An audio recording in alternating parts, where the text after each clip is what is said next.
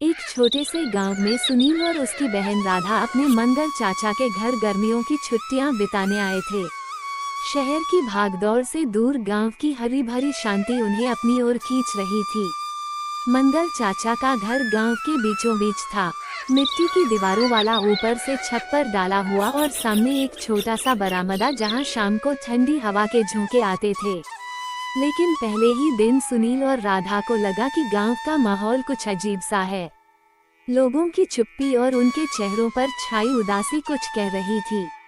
शाम ढलते ही बरामदे पर बैठकर बातें शुरू हुई। चाचा, ये गांव तो बड़ा सुकून भरा लगता है। हवा में मिट्टी की खुशबू, दूर कहीं भैंसों की घंटियां, और यह सन्नाटा, शहर में तो ऐसा कुछ मिलता ही नहीं। पर एक बात समझ नहीं आई, ये लोग इतने चुपचाप क्यों रहते हैं? कोई हंसता बोलता नहीं, सब अपने में खोए हुए से लगते हैं। सुनील, गांव की शांति बाहर से ही अच्छी लगती है बेटा। जो बाहर से दिखता है वो अंदर का सच नहीं होता। यहाँ की हवा में सुकून है, पर लोगों के दिलों में कुछ ऐसा दबा है जो बाहर नहीं आता। अंदर की बातें मतलब क्या चाचा? कुछ छुपा हुआ है क्या यहाँ? कोई पुरानी कहानी, कोई राज? आप कुछ तो बताइए।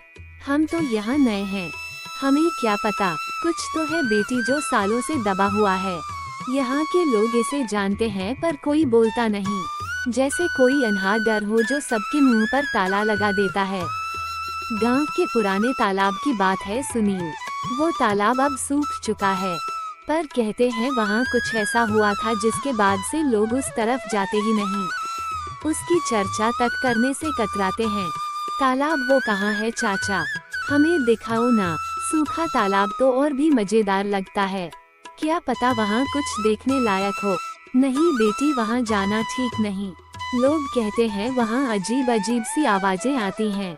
कभी हवा की सनसनाहट, कभी पानी की छप-छप, जबकि पानी तो वहाँ बचा ही नहीं। मैं नहीं चाहता कि तुम दोनों वहाँ जाओ। आवाजें चाचा, ये तो कोई भूत की कहानी लग रही है। आप भी ना हमें डराने की कोशिश कर रहे हैं। सच बताए ना, क्या हुआ था वहाँ? कोई ध्यान की बात थी या बस अफवाह? ठीक है, सुनो। कई साल पहले एक जमींदार था, बंसीलाल। वो तालाब उसका था। बड़ा रोबीला आदमी था। गांव में उसकी तूती बोलती थी। एक रात वो वहाँ गया, किसी को नहीं पता क्यों, और फिर कभी लौटा नहीं। सुबह उसकी लाश तालाब के किनारे पड़ी मिली। सच में चाचा, क्या सच में ऐसा होता है, या ये बस कहानी है जो लोग डर के मारे बनाते हैं? सच झूठ का पता नहीं बेटा, मैंने तो खुद कुछ नहीं देखा, पर गांव वाले उस तरफ जाने से डरते हैं। कुछ कहते हैं रात को वहाँ रोने की आवाजें आती हैं, कुछ कहते हैं हवा में साया साया होती है। तुम दोनों भी वहाँ मत जाना, मेरी बात मानो। मंगल चाचा की बातें सुनकर सुनील और राधा की नींद उड़ गई। रात को चटाई पर लेटे हुए दोनों के दिमाग में वही तालाब घूम रहा था। सुनील को लग रहा था कि यह सब बस एक बड़ा चढ़ाकर कही गई कहानी है, जबकि राधा को थोड़ा डर भी लग रहा था। अगली सुबह सूरज निकलते ही दोनों की आंखें खुली और चाय की चुस्कियों के बीच वही बात फिर शुरू हो गई। दोपहर में जब मंगल चाचा खेत पर गए तो दोनों ने एक दूसरे को देखा और बिना कुछ कहे योजना बना ली। चल तालाब देखने चलते हैं। चाचा खेत पर हैं, उन्हें पता नहीं चलेगा। मौका अच्छा है। हाँ चल, पर अगर सच में कुछ अजीब हुआ तो? चाचा ने तो मना किया था। क्या करेंगे अगर कुछ हो गया? अरे कुछ नहीं होगा, बस एक पुराना तालाब होगा, सूखा हुआ, पेड़ पौधों से भरा। डरने की क्या बात है? चल कमला को भी बुलाते हैं, वो गांव की है, उसे रास्ता पता होगा। कमला पासी के घर में रहती थी। वो सुनील और राधा से उम्र में थोड़ी छोटी थी, पर गांव की गलियों और रहस्यों की उसे अच्छी खबर थी। सुनील ने उसे आवाज लगाई और वह अपनी माँ से इजाजत लेकर झट से तैयार हो गई। तीनों गांव के बाहर की ओर चल पड़े। रास्ते में खेतों की मेड़ों पर चलते हुए दूर दूर तक फैली हरियाली को देखते हुए वो उस तालाब के करीब पहुँचे जिसके बारे में मंगल चाचा ने बताया था। हवा में हल्की सी ठंडक थी। बस यहीं से तालाब शुरू होता है। देखो वो सामने, वो सूखी जमीन वही है। आगे जाने की हिम्मत किसी में नहीं होती। ये तो सूखा हुआ लगता है। पानी कहाँ है? चाचा ने तो कहा था तालाब है। पर ये तो बस मिट्टी और कंकड़ ही दिख रहे हैं। कई सालों से सूखा है राधा, पर लोग कहते हैं रात को यहाँ पानी की छप छप सुनाई देती है। मेरी दादी कहती थी कि यह जगह ठीक नहीं है।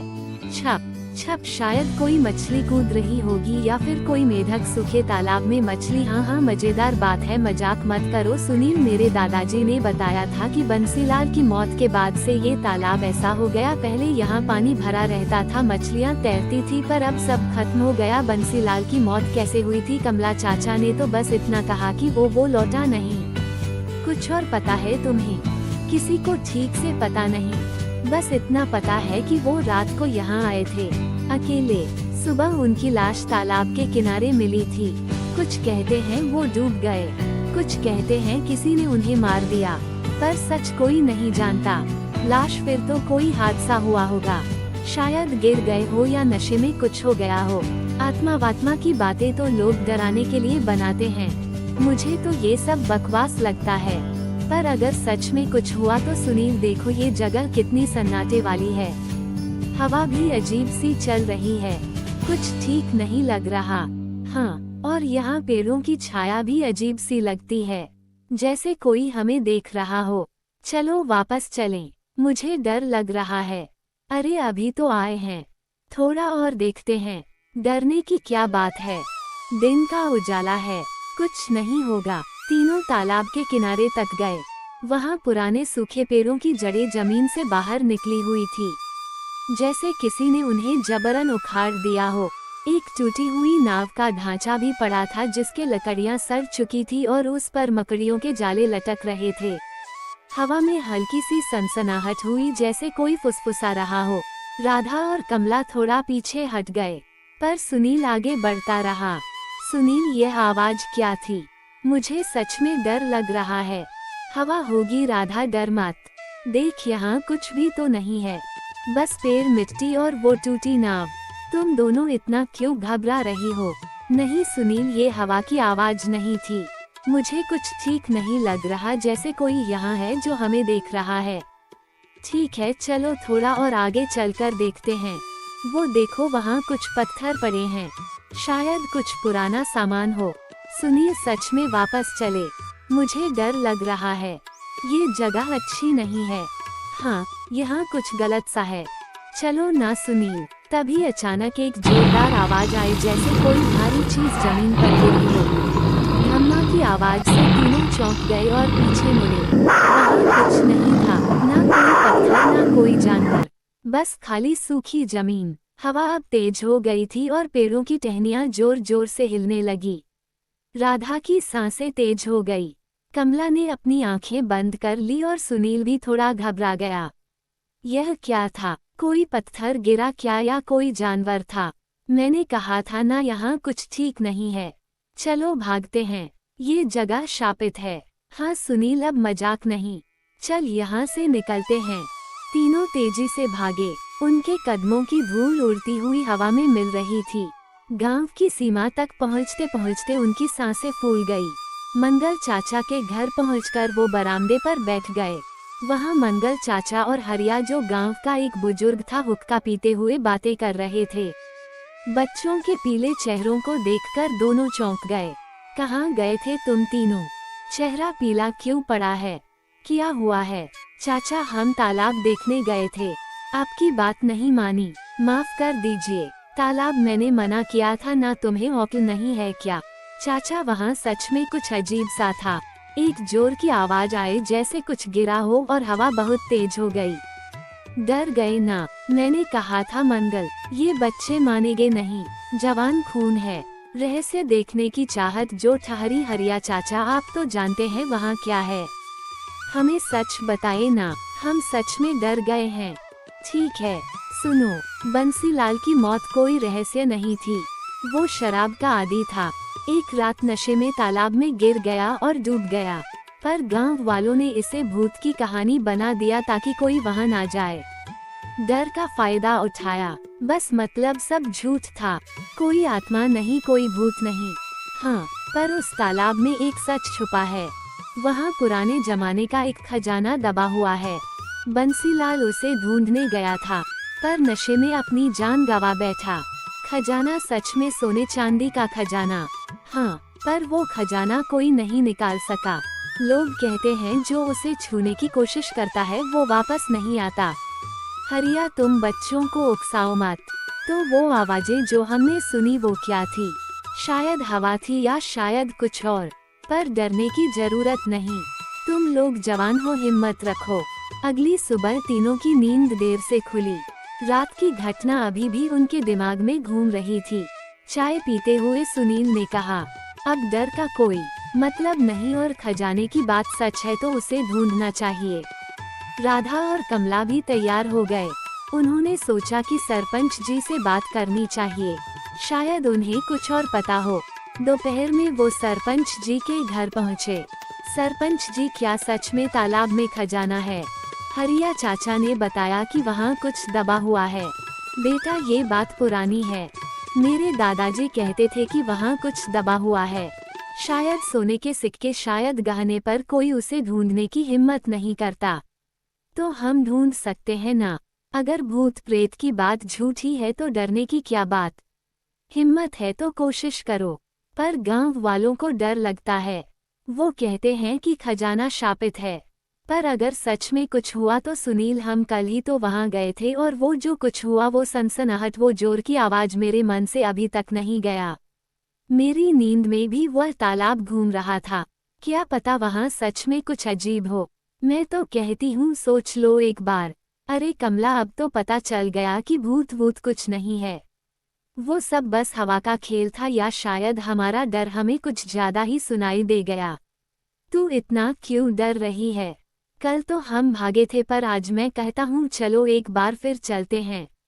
इस बार डरने की कोई जरूरत नहीं, मैं वादा करता हूँ। देख, मैं तो तैयार हूँ, तू भी हिम्मत कर। तीनों फिर से तालाब गए। इस बार उनके साथ हरिया और एक नया दोस्त रमेश भी था, जो गांव का शरारती लड़का था। वहां पहुंचकर उन्होंने उस टूटी नाव के पास खुदाई शुरू की। सुनील, अगर खजाना मिल गया तो क्या करेगा? सच में स्कूल बनवाएगा? बस ऐसे ही कह रहा है। मुझे तो लगता है तू कुछ और सोच रहा है। कोई बड़ी तरकीब है क्या? बताना, हम दोस्त हैं। हाँ रमेश, गांव के लिए स्कूल बनवाऊंगा। यहाँ के बच्चे पढ़ें, कुछ बने, शहर की तरह भागदौड़ में ना फंसे। मेरे मन में तो यही है। पर तू क्या करेगा बताना? कुछ शरारत का इरादा है क्या? तुझसे तो उम्मीद ही है कि कुछ नया करेगा। मैं तो नई साइकिल लूंगा, चमचमाती हुई, जिसकी घंटी पूरे गांव में गूंजे। और शायद एक रेडियो भी, गाने सुनने के लिए। रात को चौपाल पर बैठकर फिल्मी गाने सुनेंगे। सबको बुलाऊंगा, तू भी आएगा ना? मजा आएगा, सोचकर ही मन खुश हो रहा है। अरे रुक जाओ सब, यहाँ कुछ सख्त सा लग रहा है। देखो, कुछ चमक रहा है। शायद धूप में कोई चीज चमकी हो। सुनील, तू पास आ, जल्दी यहाँ खोदो। कमला, तू भी देख, क्या लगता है ये? सच में राधा, कोई पुराना बक्सा है शायद। देखो तो, ये लोहे जैसा लग रहा है। जल्दी और खोदो, पता नहीं क्या निकले। हरिया चाचा, आप भी आइए, ये तो कुछ बड़ा लग रहा है। मेरे तो हाथ कांप रहे हैं उत्साह से। अरे ये तो वही लोहे का बक्सा है जो मेरे दादाजी ने बताया था। वो कहते थे कि तालाब के नीचे कुछ छुपा है। तुम बच्चों ने कमाल कर दिया, सच में हिम्मत दिखाई। मैं तो सोच भी नहीं सकता था कि तुम इतना आगे बढ़ जाओगे। मेरे दादाजी होते तो तुम्हें गले लगा लेते। थोड़ी और मेहनत के बाद उन्होंने एक पुराना लोहे का बक्सा निकाला। उसे खोलते ही उसमें सोने के सिक्के और कुछ पुराने गहने चमक उठे। गांव में ये खबर आग की तरह फैल गई। लोग दौड़ते हुए आए और सरपंच जी भी मौके पर पहुंच गए। तुम बच्चों ने कमाल कर दिया, ये खजाना गांव की भलाई के लिए इस्तेमाल होगा। मैंने कभी सोचा नहीं था कि यह पुरानी कहानी सच निकलेगी। तुम सबकी हिम्मत को सलाम है। सुनील, राधा, कमला, रमेश, तुम चारों ने गांव का नाम रोशन कर दिया। देखा राधा, डरने से कुछ नहीं होता, हिम्मत से काम लेना चाहिए। अगर हम कल डर कर भाग गए होते तो ये दिन ना देख पाते। मैं तो कहता हूँ जो डरता है वह हारता है। तू भी अब ये बात मान ले। हाँ सुनील, पर अगली बार तू पहले बताना कि खजाना ढूंढने जा रहे हैं। मैं डर के मारे मर ही ना जाऊं। कल तो मेरी सांस अटक गई थी। आज भी जब खुदाई शुरू की तो थोड़ा डर लग रहा था, पर अब मजा आ रहा है। ऐसा कहानी देखने के लिए लाइक सब्सक्राइब करें।